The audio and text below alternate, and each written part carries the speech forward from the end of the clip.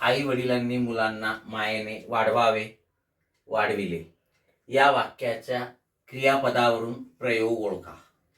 ठीक, वाढवावे, वाढविले क्रियापदावरून ओळखायचं आहे, म्हणजेच आपल्याला वाक्याचा प्रयोग ओळखायचा आहे. बघा, कर्तरी प्रयोग हा होणारच नाही. का? थोड्याशा वेगळ्या पद्धतीने घेऊ आपण. हा कर्तरी प्रयोग होणार नाही कारण वाढवणारे कोण आहेत? आई वडील. कर्ता तृतीया विभक्तीत आहे. कर्ता तृतीया विभक्तीत आहे म्हणजे कर्तरी प्रयोग होणार नाही, कारण कर्तरी प्रयोगात कर्ता प्रथमा विभक्तीत असतो. कर्मणी प्रयोग होते का बघू. वाढवण्याची क्रिया मुलांवर. कर्म आहे, कर्माला ना प्रत्यय लागलेला आहे. कर्माला लागलेला सला ते सलाना ते प्रत्यय द्वितीयेचा असतो. कर्म द्वितीय विभक्तीत आहे, त्यामुळे कर्मणी प्रयोग सुद्धा होणार नाही आणि कर्तरी तर होणारच नव्हता. कर्म कर्तरी प्रयोग.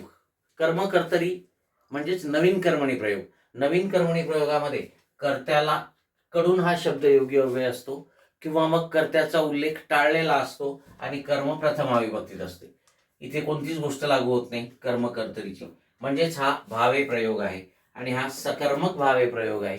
कर्त्यालाही प्रत्यय, कर्मालाही प्रत्यय हे केवळ सकर्मक भावे प्रयोगाचं लक्षण आहे. ठीक आहे, आणि म्हणून इथे कर्ता तृतीय विभक्तीत, कर्म द्वितीय विभक्तीत भावे प्रयोगाचं लक्षण आहे.